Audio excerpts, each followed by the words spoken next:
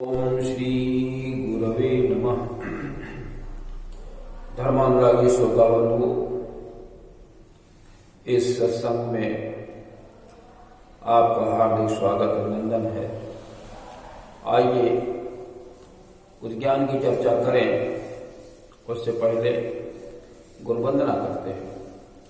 ओम गुरुर्ब्रह्मा गुरुर्विष्णु गुरुरेव महेश्वरा गुरुरेव परब्रह्म तस्मै श्री गुरवे नमः। अखंडमंडलाकारं व्याप्तं येन चराचरं तत्पदं दर्शितं येन तस्मै श्री गुरवे नमः।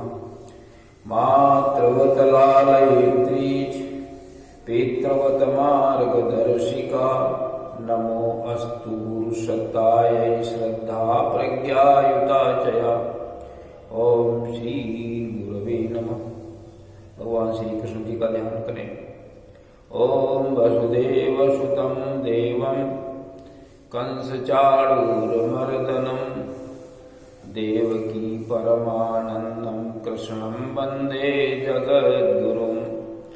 ओम श्री कृष्णाय नमः। सद्बुद्धि की देवी गायत्री का ध्यान करें। प्रकाश रूप परमात्मा के रूप में प्रार्थना करें कि हमारी बुद्धि को सन्मार्ग की ओर प्रेरित करें। ओम भूर्भुवः स्वः तत्सवितुर्वरेण्यं भर्गो देवस्य धीमहि धियो यो नः प्रचोदयात्। बोलिए त्र्यंबकं भगवान की जय। हम स्वस्थ रहें, इसके लिए परमात्मा से प्रार्थना करें महामृत्युंजय मंत्र के माध्यम से कि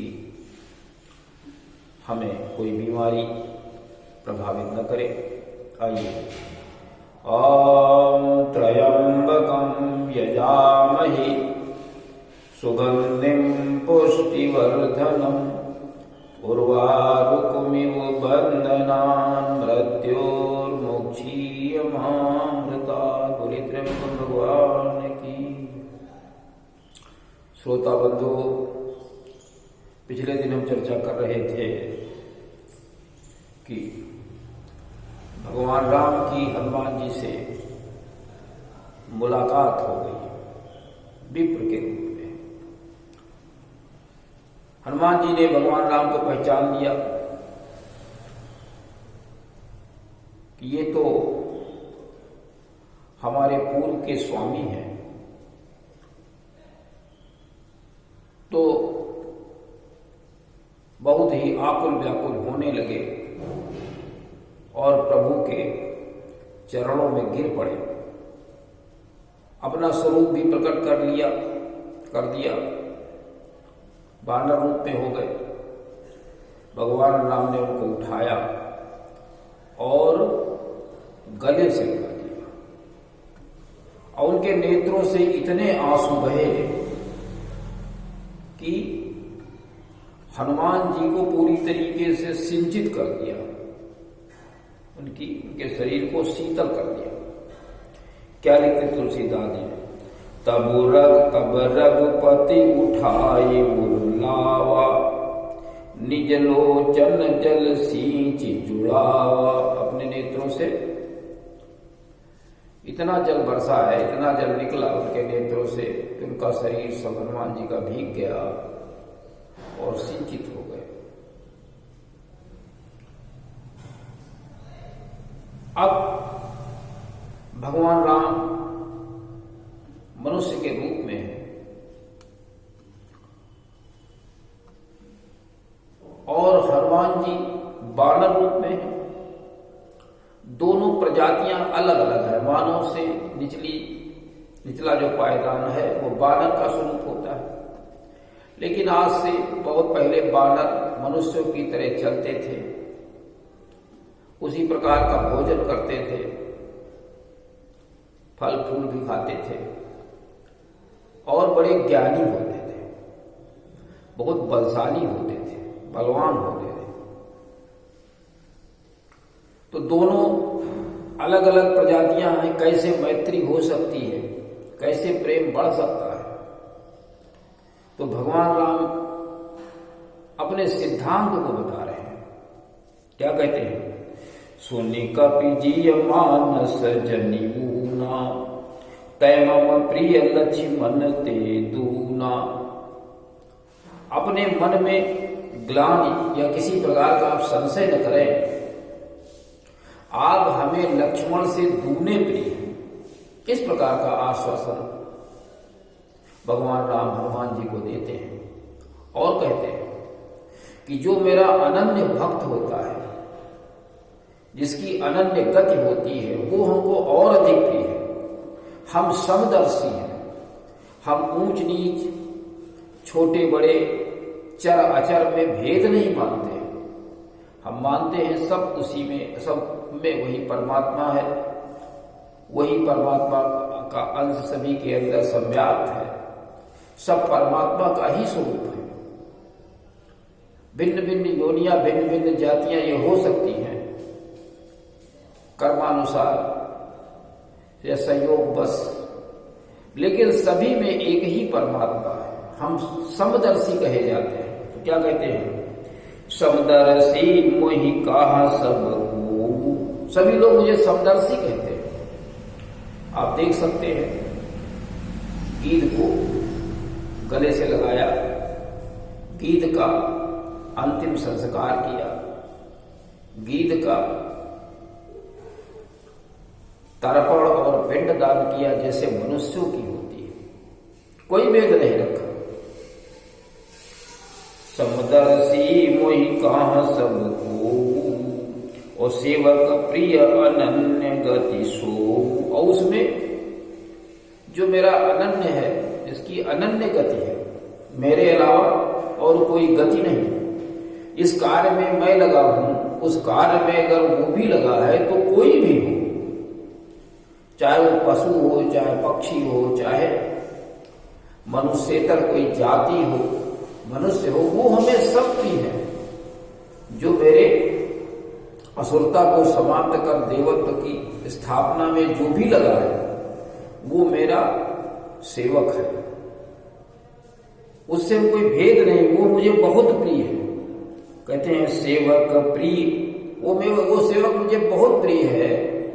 अनन्य गति सो, जिसकी अनन्य गति। लेकिन अब अनन्य है क्या, इसके भी बताते हैं। वो कहते हैं सो अनन्य जाके असी, मति न टरई हनुमंत, मैं सेवक सचराचर और रूप स्वामी भगवंत।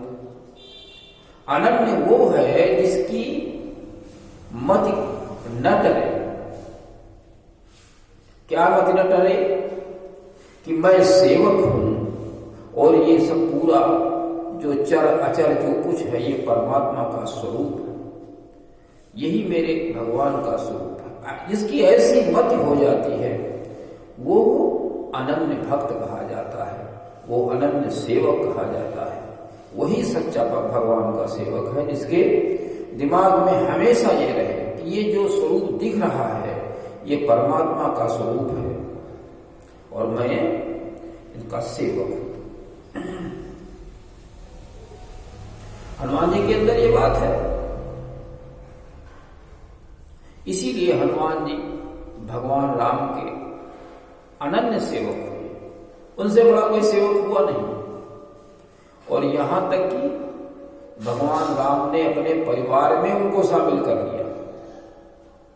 अयोध्या लौट के आए तो सभी की छुट्टी कर दी, सभी लोग भाई जाओ अपने अपने घरों में रहो जा करके। बड़ा आपने सहयोग किया, हम आपके आभारी हैं। और हमारा जो हमारी कृपा आपको हमेशा मिलती रहेगी, बशर्ते हमारे इस सिद्धांत के ऊपर आप चलते रहना। सबको विदा कर दिया, परंतु हनुमान जी को नहीं विदा किया और अपने परिवार का एक अंग बना लिया, अपने परिवार का एक सदस्य बना लिया। जहां पर राम, लक्ष्मण, सीता ये सभी होते हैं, वहां पर हनुमान हनुमान जी अवश्य होते हैं। हनुमान जी को अलग नहीं किया। आज भी जहां कहीं स्थापना होती है वहां हनुमान जी की जरूर होती है। जहां राम की स्थापना होती है वहां हनुमान जी की जरूर होती है। हनुमान जी ने राम से कहा कि आप सुग्रीव से मित्रता कर लीजिए। सुग्रीव इसी ऋषिमुख पर्वत पर रहते हैं, उनसे आप मैत्री कर लीजिए। वो सीता जी का पता लगा देंगे। ऐसा कह करके उन्होंने दोनों लोगों को अपनी पीठ पर बिठा लिया। अब पीठ पर इसलिए बिठा लिया कि पहाड़ बहुत ऊंचा था, कितना समय लगता, कितने दिन लगते ऊपर चढ़ने में, चढ़ पाते या न चढ़ पाते, क्या होता। इसलिए शीघ्रता के लिए और बहुत ही ऊबड़ खाबड़ रास्ता थी, दुर्गम स्थान था, इसलिए पीठ पर बिठा लिया और सुग्रीव के सामने पहुंच गए। सुग्रीव ने भी अपने को धन्य माना। सुग्रीव ने भी अपने को धन्य माना और बहुत प्रसन्न हुए। सुग्रीव ने ये बताया कि मैंने देखा तो था कि एक स्त्री गगन से रोती हुई चली जा रही, बिलखती हुई असहाय अवस्था में थी, हा राम चिल्ला रही थी। और उन्होंने जब हम लोगों को देखा तो अपने वस्त्र छोड़ दिए। राम ने कहा ये वस्त्र लाइए, और राम को जब देखा राम ने वस्त्र तो उन्होंने पहचान लिया कि सीता के ही वस्त्र है। हृदय से वस्त्रों को लगा लिया और बहुत ही चिंतित हो गए। सुग्रीव ने कहा चिंता मत करो साथी, अब हम सीता का पता लगाएंगे, हमारे पास क्षमता है। और भगवान के रूप में मानने लगे उनकी शक्ति को देख करके। क्या कहते हैं सुग्रीव, गगन पंथ देखी मैं जाता, परबस परी बहुत बिल पाता, राम राम हा राम पुकारी, हम ही देख दीने पट डारी, राम राम हा राम पुकारी, हम ही देख दीन्यों पट डारी। वस्त्रों को डाल दिया। वस्त्र देख कर राम पहचान गए सीता की वस्त्र हैं।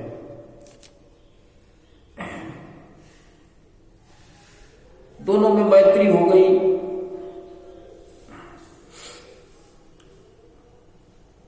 दोनों में मैत्री हो गई। अग्नि को साक्षी करके दोनों में मैत्री हो गई। इससे पहले हनुमान जी ने दोनों पक्षों की कथाओं को बताया। सुग्रीव क्यों भागे हुए हैं, क्या कारण है, राम की कथा सुग्रीव को बताई, सुग्रीव की कथा राम को बताई, और एक प्रगाढ़ मैत्री करवा दी। मैत्री अग्नि को साक्षी करके हुई कि हम एक दूसरे का साथ नहीं छोड़ेंगे। तुलसीदास जी ने लिखा, तब हनुमंत उभय दिशि की सब कथा सुनाई, तब हनुमंत उभय दिशि की सब कथा सुनाई, पावक साखी देई करी जोरी प्रीति दृढ़ाई। प्रीति पैदा कर दी, जोड़ दी दोनों लोगों को अग्नि की साक्षी में, एक प्रीति की डोरी में हनुमान जी ने बांध दिया। राम ने पूछा कि आप यहां क्यों रह रहे हैं, क्या कारण है, पर्वत पर रह रहे हैं आप? तो सुग्रीव ने बताया कि बाली मेरे भाई हैं, उन्होंने सब कुछ मेरा छीन लिया, स्त्री को भी छीन लिया और मुझे बहुत मारा। उसी की भय से मैं मारा इधर उधर घूमा। जब कहीं शरण नहीं मिली तो ये ऋषिमुख पर्वत पर रहने लगा। और यहाँ पर वो नहीं आता है ऋषिकेश राम से। ऐसा क्यों हुआ? उसका एक कारण ये है कि एक मायावी दानव अर्धरात्र में बाली को ललकारा युद्ध के लिए। बाली दौड़ पड़ा, हम भी दौड़े, दानव भागा, एक गुफा में घुस गया। बाली ने कहा कि तुम 15 दिन तक यहां इंतजार करो, हम उसको मारकर वापस आते हैं। अगर 15 दिन में ना आ पाए तो समझ लेना कि बाली मारा गया। सुग्रीव ने बताया कि मैंने 1 महीने तक इंतजार किया बैठे बैठे वहां। जब बाली नहीं लौटा, एक रक्त की धारा निकली उससे, तो मैंने समझा बाली मारा गया। मैंने सोचा उसने बाली को मार दिया, अब हमको भी मार देगा। तो हमने एक बड़ी सी शिला उसके मुख पर रख दी, गुफा के मुख के ऊपर, और मैं वहां से भाग आया। यह मंत्रियों ने कहा कि गद्दी खाली है, ये ठीक नहीं,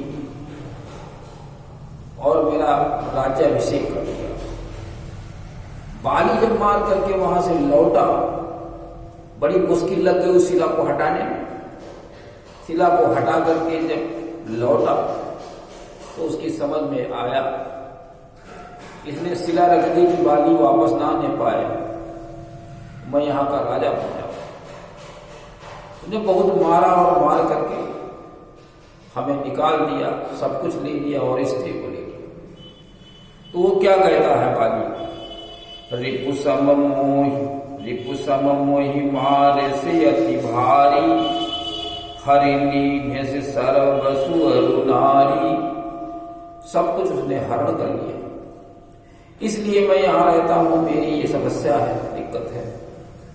राम बहुत क्रोधित हो गए। उन्होंने कहा ठीक है, मैं एक ही बाण से बाली को मार दूंगा, विश्वास करो। तो राम क्या कहते हैं? सुन सुग्रीव मारी हूं, बाली ही एक ही बाण, और ब्रह्म रुद्र शरणागत, गए न उबरी ही प्राण। मैं एक ही बाण से बाली को मार दूंगा, और वो ब्रह्मा और शिव के पास भी अगर वो जाएगा तो उसकी रक्षा नहीं हो पाएगी, वो अपने प्राणों को नहीं बचा पाएगा। तो बाली ने समझा कि चलो इनके बल का परीक्षण किया जाए। तो उसने दुमदुमी राक्षस और 7 ताड़ के पेड़ों को दिखाया। भगवान राम ने एक ही बाण से 7 पेड़ों को गिरा दिया काट करके, और दुमदुमी राक्षस की का जो मंजर पड़ा हुआ था उसको भी पैर लगा दिया। तो न जाने कितनी दूर, कितने कोस योजन दूर गिरा जा रहा है। बाली समझ गया कि स्वयं ये अवतार हैं और बाली को मारने में समर्थ है। तो आज की इस कड़ी में हमें ये बात ध्यान रखने की है कि हम अनन्य बने। भगवान की जो गति है, जो ईश्वर की गति है, जो राम की गति है, उसके अलावा और किसी गति के ऊपर हम विचार न करें। राम की गति क्या है? असुरता को समाप्त कर देवत्व की स्थापना करना, वेद ज्ञान को जन जन तक पहुंचाना, वेद ज्ञान की रक्षा करना, यही हमारी गति होनी चाहिए।